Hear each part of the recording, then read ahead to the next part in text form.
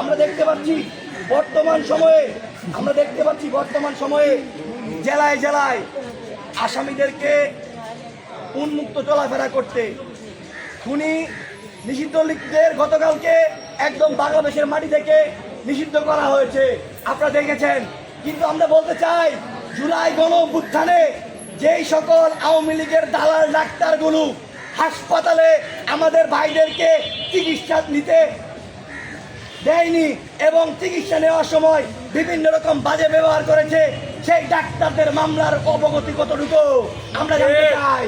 আমরা বলতে চাই যে লয়াররা এখনো পর্যন্ত এই খুনি হাসিনার আমলে খুনি হাসিনার দোষরদের জামিন করায় এবং যেই লয়াররা লীগপন্থী তাদের বিচারের অবস্থা কতদূর।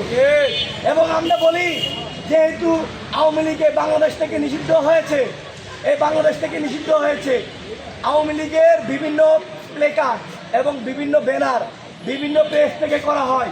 আমি প্রেস মালিকদের নিকট বিনীতভাবে আহ্বান জানাচ্ছি, যারা খুনি, যারা হত্যাকারী, যারা এই বাংলাদেশের মানুষের টাকা পয়সা লুটপাট করে খেয়েছে, তাদের ব্যানার ফেস্টুন আপনারা করবেন না।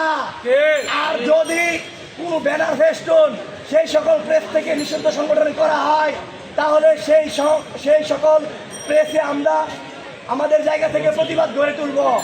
প্রিয় ভাইয়ের আমার, আপনারা জানেন এই জুলাই গণ অভ্যুত্থান সারা বাংলাদেশ থেকে বাংলাদেশের মানুষরা অংশগ্রহণ করেছিল।